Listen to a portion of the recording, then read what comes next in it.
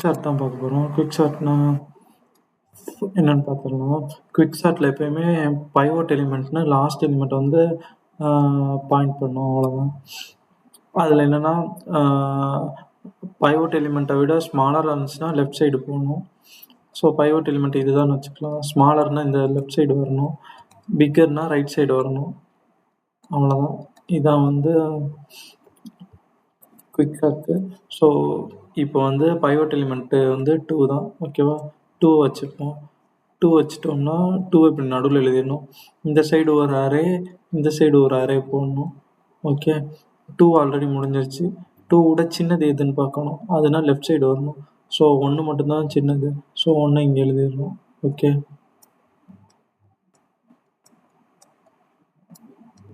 ஒன்று இங்கே எழுதிடும்.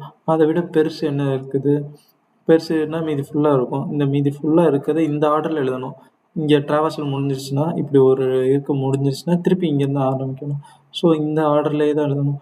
8 3 5 4 7 6 எழுதியிருப்போம். இந்த அவங்களுக்கு கொடுத்துருப்போம். இந்த இதை டிவைட் பண்ணி எழுதியிருப்பாங்களா. அடுத்து இந்த சைடு ஆல்ரெடி அவ்வளோதான். ரைட் சைடு லெஃப்ட் சைடு வந்து ஷார்ட் ஆயிடுச்சு, 1 தான் இருக்குது. 1 2 ஆல்ரெடி ஷார்ட் ஆயிடுச்சு. மீதி இந்த சைடு உள்ள ரைட் சைடு உள்ளது தான். ஸோ இதுக்கு என்னென்னா திருப்பி ரெக்ரெசிவாக பண்ணணும். திருப்பி என்னென்னா 6 வந்து பைவோட் எலிமெண்ட்டாக வச்சுக்கணும், ஓகே. 6 வந்து பைவோட் எலிமெண்ட்டாக வச்சோம்னா ஸோ அடுத்து என்னென்னா இந்த அரேவை வந்து பிரித்து எழுதணும். இப்படி ஒரு அரே, இப்படி 6, இப்படி பின்னாடி இன்னொரு அரே எழுதணும், ஓகே. இப்போ 6ஐ விட சின்னது என்னென்னது, இப்படி இங்கே முடிஞ்சிருச்சு. அடுத்து இப்படி ட்ராவர்சல் பண்ணி வரணும். 3 5 4, ஓகே. 3 5 4. ஸோ அகெயின் ஒரு ட்ராவர்சல் முடிஞ்சிருச்சு. அடுத்து என்னென்னா 8 7. ஸோ இப்படி தான் 8 7. ஸோ 8 இந்த இருக்குது, 7 இந்த இருக்குது. ஸோ இங்கே 8 எழுதணும், இங்கே 7 எழுதணும், ஓகே. அதே தான் இங்கே கொடுத்துருப்பாங்க. இந்த இருக்கா 3 5 4 6 8 7.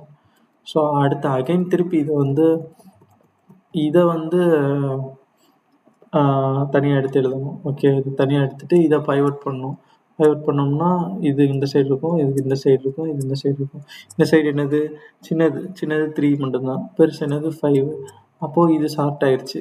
3 4 5 ஷார்ட் ஆயிடுச்சு, ஓகே. இந்த சைடு உள்ளது 3 4 5 ஷார்ட் ஆயிடுச்சு. நடுவில் 6 இருக்குது.